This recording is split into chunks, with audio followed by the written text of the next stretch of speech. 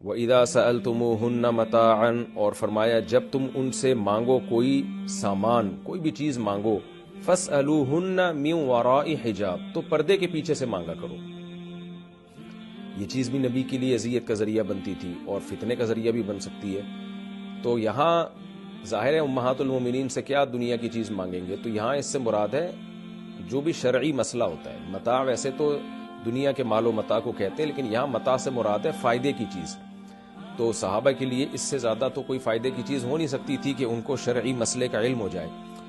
تو اس لیے اللہ نے فرمایا کہ جب ان سے کوئی مسئلہ پوچھو تو پردے کے پیچھے سے پوچھا کرو، سامنے آنے کی اجازت نہیں ہے۔ اور یہ بھی ہے کہ نبی صلی اللہ علیہ وسلم کی زندگی میں تو اس کی نوبت کم آتی تھی، لیکن اللہ کے علم میں یہ بات تھی کہ سید الانبیاء صلی اللہ علیہ وسلم کے دنیا سے جانے کے بعد بہت زیادہ لوگ رخ کریں گے امہات المومنین کی طرف مسائل پوچھنے کے لیے، کیونکہ ضرورت پیش آتی رہے گی۔ اب گھر کے حالات اور گھر کے باتیں، گھروں میں زندگی کیسے گزارنی چاہیے اور گھر میں کیا کیا نبی صلی اللہ علیہ وسلم نے احکام دیے ہیں، اور کچھ باتیں تو ایسی ہیں جو امہات المومنین کو نبی نے بیان کی ہیں، امہات المومنین کے علاوہ بیان نہیں کی ہیں۔ تو پوری دنیا سے لوگ آتے تھے امہات المومنین سے مسائل پوچھنے کے لیے، خاص طور پر سیدہ عائشہ رضی اللہ تعالی عنہا سے تو بہت زیادہ مسائل پوچھے گئے ہیں۔ ایسے ایسے مسائل بھی پوچھے گئے جو بظاہر حیا کے خلاف ہیں۔ حدیث میں آتا ہے کہ ایک صحابی آئے دور سے چل کے، ایک دوسرے ملک سے سفر کر کے آئے، اور حضرت عائشہ رضی اللہ تعالی عنہا کے گھر پہ آ کے کہنے لگے میں آپ سے مسئلہ پوچھنا چاہتا ہوں لیکن وہ حیا کے خلاف ہے۔ تو حضرت عائشہ نے فرمایا لا تستحی فانما انا امک، تم مسئلہ پوچھنے میں حیا مت کرو، میں تمہاری ماں ہوں۔ تو اس سے پتہ چلتا ہے کہ کہاں کہاں سے لوگ مسائل پوچھنے کے لیے آیا کرتے تھے۔ تو اس لیے اللہ نے ہمیشہ کے لیے اصول اور ضابطہ بیان کر دیا کہ جو بھی آپ سے مسائل پوچھنے کے لیے آئیں گے تو فَاسْأَلُوهُنَّ مِنْ وَرَاءِ حِجَاب، پردے کے پیچھے سے یہ مسئلہ پوچھا جائے گا، سامنے آنے کی اجازت نہیں ہے۔ اور اس کی اللہ نے حکمت بیان کر دی، ذَلِكُمْ أَطْهَرُ لِقُلُوبِكُمْ، یہ تمہارے دلوں کے لیے بھی زیادہ پاکیزگی کا ذریعہ ہے، وَقُلُوبِهِنَّ، اور ان کے دلوں کے لیے بھی، یعنی پاکیزہ معاشرہ اور پاکیزہ قلوب اگر آپ چاہتے ہیں سوسائٹی میں پیدا کرنا تو پھر پردے کا نظام بہت ضروری ہے۔ آپ کہہ سکتے ہیں بھئی ایک طرف تو صحابہ کرام تھے، دوسری طرف امہات المومنین تھیں، تو ان کو کیا فتنے کا اندیشہ؟ تو اس سے پتہ چلتا ہے کہ بھئی جہاں مرد اور عورت ہوں گے تو وہاں کچھ نہ کچھ فتنے کا اندیشہ ہوگا۔ فتنے سے مراد یہ نہیں کہ خدا نخواستہ وہ کسی برائی میں پڑ جاتے، یہ طبعی میلان جو غیر فطری ہوتا ہے، غیر اختیاری ہوتا ہے، یہ طبعی میلان کو بھی اللہ نے پسند نہیں کیا۔ آپ جب غیر محرم سے بات کر رہے ہوتے ہیں اور وہ آپ سے بہت زیادہ فری ہو رہی ہے تو بعض دفعہ گناہ نہیں ہوتا، لیکن آپ کی طبیعت اس کی طرف مائل ہونا شروع ہو جاتی ہے۔ تو اس طبیعت کے مائل ہونے کو بھی اللہ نے پسند نہیں کیا کہ عورت اپنے شوہر کے لیے اور مرد اپنی بیوی کے لیے کسی اور کی طرف طبیعت مائل ہی نہیں ہونی چاہیے۔ اس کے راستے اللہ نے بند کیے، خاص طور پر جو دین کی خدمت میں مشغول ہیں، تو امہات المومنین سے بڑا تو کسی کا مقام نہیں ہو سکتا۔ تو اس لیے اللہ نے فرمایا ذالکم اطہر لقلوبکم وقلوبہن، یہ پردے میں رہ کے بات کرنا تمہارے دل اور ان کے دل دونوں کی زیادہ پاکیزگی کا ذریعہ ہے، اس سے دونوں کے دل پاک صاف رہیں گے۔ اور اس میں یہ بھی ہمیں پتہ چلتا ہے بھائی کہ آج کون اتنا نیک ہے جو یہ کہے کہ مجھے پردے کی ضرورت نہیں ہے اور وہ لڑکیوں سے گپے مار رہا ہو اور کہے مجھے کوئی فتنے کا اندیشہ نہیں ہے، یا خاتون جو ہے وہ دین کے نام پہ مردوں میں تبلیغ کرتی پھر رہی ہوں اور کہیں کہ ہمیں فتنے کا اندیشہ نہیں ہے۔ تو امہات المومنین سے بڑھ کر کون نیک ہو سکتا ہے جب ان کو اللہ نے کہہ دیا کہ اس میں پردہ کرنے میں آپ کے دل کی پاکیزگی زیادہ ہے؟ تو جو آج کے لوگ ہیں ان کو تو اور زیادہ ضروری ہے پردہ کرنا، ان کے تو فتنے میں پڑنے کا اندیشہ ہے، ان کے تو زنا میں پڑنے کا اندیشہ ہے۔ آگے اللہ نے فرمایا وَمَا كَانَ لَكُمْ أَن تُؤْذُوا رَسُولَ اللَّهِ، اور ایمان والو تمہارے لیے حلال نہیں ہے کہ تم اللہ کے رسول کو تکلیف پہنچاؤ۔ کسی بھی طرح سے اللہ کے نبی کو تکلیف پہنچانا یہ عام مسلمانوں کو تکلیف پہنچانے کی طرح نہیں۔ دیکھیں کچھ حلال کام ہے لیکن چونکہ نبی کی تکلیف کا ذریعہ ہے تو حلال ہونے کے باوجود اللہ نے ان کو حرام کر دیا، کیونکہ وہ نبی کی عظمت اور منصب کے خلاف تھے، حالانکہ وہ حلال تھے۔ جیسے امہات المومنین،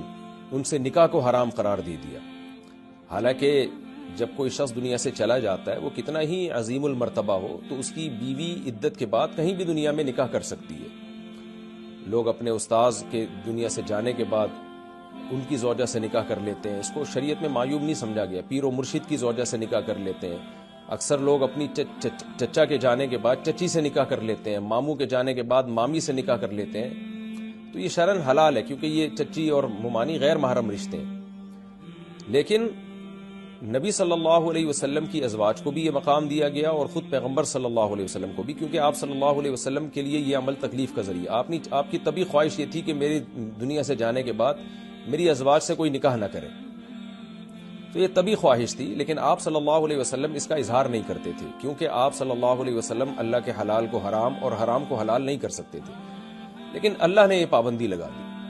کہ بھئی تم نبی کو کسی بھی طرح سے تکلیف نہیں دے سکتے، ایک کام جو بذات خود حلال ہے، نبی کی عظمت اور نبی کی راحت اور آرام کی خاطر وہ حرام کیا جا رہا ہے، وہ کیا ہے؟ آپ کی ازواج سے نکاح نہیں ہو سکتا۔ اس لیے آگے اللہ نے فرمایا وَلَا أَن تَنْكِحُوا أَزْوَاجَهُ مِن بَعْدِهِ أَبَدًا، اور نہ تمہارے لیے یہ جائز ہے کہ تم ان کی بیویوں سے ان کے دنیا سے جانے کے بعد کبھی بھی نکاح کرو۔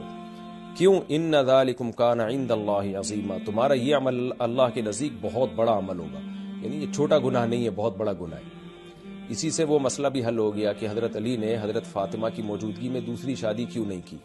حضرت عثمان نے بھی نبی صلی اللہ علیہ وسلم کی بیٹی جب آپ کے نکاح میں تھیں تو ان کی موجودگی میں دوسری شادی نہیں کی۔ اس کی وجہ بھی یہی ہے کہ دوسری شادی اگرچہ حلال ہے، لیکن بہرحال باپ کو تکلیف ہوتی ہے جب اس کی بیٹی پہ سوکن آئے، تو اس لیے حضرت علی نے سید الانبیاء صلی اللہ علیہ وسلم کا خیال کیا اور حضرت عثمان نے بھی خیال کیا، تو حضرت فاطمہ سیدہ فاطمہ کے دنیا سے جانے کے بعد پھر حضرت علی رضی اللہ تعالیٰ عنہ نے نکاح کیا، اور شہادت کے وقت آپ کے نکاح میں 4 بیویاں تھیں۔ حضرت عثمان کی شہادت کے وقت بھی آپ کے نکاح میں 4 ازواج تھیں۔ تو کیونکہ نبی نے وہاں بھی پابندی نہیں لگائی ہے، حدیث میں آتا ہے نا کہ جب حضرت فاطمہ پر حضرت علی نے ارادہ کیا نا ایک اور نکاح کا، تو آپ نے فرمایا واللہ لست احلل حراما ولا احرم حلالا، اللہ کی قسم نہ میں اللہ کے حلال کو حرام کر سکتا ہوں نہ حرام کو حلال، ولکن لا یجتمع بنت رسول اللہ و بنت عدو اللہ فی بیت واحد، لیکن اللہ کے دشمن کی بیٹی اور اللہ کے نبی کی بیٹی ایک گھر میں جمع نہیں ہو سکتی، کیونکہ حضرت علی ابو جہل کی بیٹی سے یا ابو لہب کی بیٹی سے نکاح کر رہے تھے، ابو لہب کی بیٹی سے شاید نکاح کر رہے تھے۔ تو اس سے بھی پتہ چلتا ہے کہ بھی حلال حرام کا مسئلہ نہیں تھا، بس پھر آپ نے یہ بھی فرمایا فاطمہ تو بضعۃ منی، فاطمہ جو ہے میرے جگر کا ٹکڑا ہے، میرے دل کا ٹکڑا ہے، من آذاہا فقد آذانی، جس نے فاطمہ کو تکلیف دی اس نے مجھے تکلیف دی۔ تو یہ خصوصیت تھی حضرت فاطمہ کی اور سید الانبیاء کی کہ پیغمبر کی بیٹی پہ سوکن نہیں آ سکتی۔ اب لوگ اس سے استدلال کرتے ہیں کہ دوسری شادی بری چیز ہے، دیکھو نبی حضرت علی نے نہیں کی، حضرت عثمان نے نہیں کی۔ بھائی آپ اگر پیغمبر ہیں تو پھر تو ٹھیک ہے، آپ کی بیٹی پہ سوکن لانا بھی غلط ہے، ناجائز ہے، لیکن اگر آپ پیغمبر نہیں ہیں تو جتنے ہیں اتنا ہی رہنا چاہیے انسان کو۔ جیسے کوئی استاذ ہو، پیر و مرشد ہو، اس کے انتقال کے بعد اس کی بیوہ سے نکاح میں کوئی حرج نہیں ہے، کوئی یہ نہیں کہہ سکتا کہ جی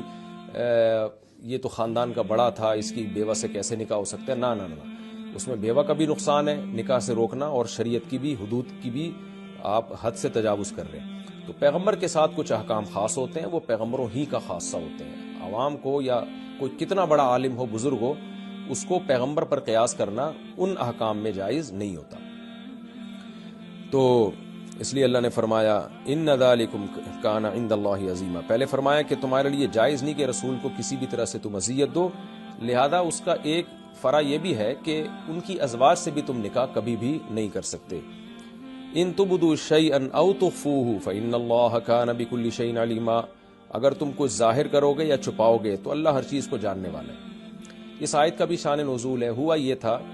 کہ جب اللہ نے یہ حکم دیا نا کہ جب بھی تم نبی کی بیویوں سے کوئی مسئلہ معلوم کرو گے یا کوئی بات پوچھو گے تو پردے میں رہ کے،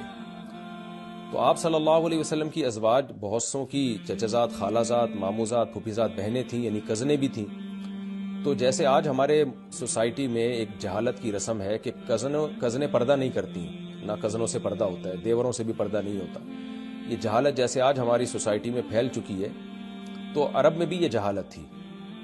کہ کزنوں سے بالکل بے تکلف ہوتے تھے، جیسے آج غیر مسلموں میں تو بہت زیادہ ہے، یہ کزن کو بہن ہی قرار دیا گیا انہوں نے، تو عربوں میں بھی یہ جہالت تھی، اس کو بہن تو نہیں سمجھتے تھے، یعنی نکاح اس سے حلال سمجھتے تھے، لیکن اس سے پردہ کو برا سمجھ، یعنی یوں سمجھا جاتا ہے تو خاندان کے افراد ہیں۔ تو جب پردے کی آیات نازل ہو گئیں اور خاص طور پر سورہ حجاب میں اللہ نے کہہ دیا کہ نبی کی بیویوں کو بھی حکم دیا کہ پردہ کرو، تو امہات المومنین کے جو رشتہ دار تھے نا، مرد رشتہ دار، ان میں سے بعض لوگوں کو خیال آیا کہ بھئی یہ تو ہم سے ہماری جو ہے وہ کزنوں کو چھپایا جا رہا ہے. آج بھی جیسے لوگ اعتراض کرتے ہیں نا، جب کزن پردہ کر لیتی ہے چچا زاد بھائی خالہ زاد بھائی سے، تو کہتے ہیں تو میں تو بھائیوں کی طرح ہوں، ہم سے جو ہے نا ہمارے تو خاندان کے ایک حصہ ہے یہ کزن. تو بعض لوگ اس پہ غصہ بھی کرتے ہیں. تو بعض لوگوں کو یہ خیال آیا، بعض نے زبان سے اس خیال کا اظہار بھی کیا کہ بھئی ہم سے ہماری کزنوں کو پردے کا حکم دیا جا رہا ہے، تو کوئی بات نہیں، نبی کے دنیا سے جانے کے بعد جب یہ جو ہے نا ہم ان سے پھر نکاح کر لیں گے. تو یہ بھی بعض لوگوں نے کہا. بعض کے دل میں خیال آیا، زبان سے نہیں کہا کہ بھئی ٹھیک ہے، بھئی پردے کا حکم تو نازل ہو گیا ہے، لیکن نبی صلی اللہ علیہ وسلم کے دنیا سے جانے کے بعد نکاح کا راستہ تو کھلا ہوا ہے نا، تو یہ ہماری کزنیں، ہم ان سے نکاح کر لیں گے. تو یہ بات بھی اللہ نے اس پہ بھی پابندی لگائی اور فرمایا ان تبدوا شیئا، تبھی آگے اللہ نے حکم دے دیا کہ ولا ان تنکحوا ازواجہ من بعدہ ابدا، تمہارے لیے نکاح بھی حرام ہے. یعنی اب نکاح بھی پہ بھی اللہ نے پابندی لگائی ہے کہ نبی کی بیویوں سے نکاح نہیں ہو سکتا. کیوں؟ یہ عمل اللہ کے نظر میں بہت بڑا عمل ہے، یعنی یہ چھوٹی برائی نہیں ہے، بہت بڑی برائی ہے، کیونکہ پیغمبر کی بیویوں کو پیغمبر کی وجہ سے بہت بڑا مقام ملا ہے. اب وہ امت کی مائیں بن چکی ہیں. ظاہر ہے جو جس کو ماں کا درجہ دے دیا گیا ہو اب وہ بیوی نہیں ہو سکتی. پھر آگے اللہ نے فرمایا ان تبدوا شیئا او تخفوہ، اگر تم اپنی زبان سے کوئی بات ظاہر کرو گے یا چھپاؤ گے. یعنی جس طرح بعض لوگوں نے یہ کہا تھا ہم سے ہماری کزنوں کو پردے کا حکم دیا جا رہا ہے اور پھر ہم تو ان سے نکاح کر لیں گے، بعض کے دل میں خیال آیا زبان سے نہیں کہا، تو اسی کا اللہ نے تذکرہ کیا. کچھ بھی تم ظاہر کرو گے یا چھپاؤ گے تو اللہ تعالیٰ اس سے باخبر ہے. اس لیے کسی نجی محفل میں بھی اس طرح کی بیہودہ بات کرنے کی کسی کو اجازت نہیں ہے.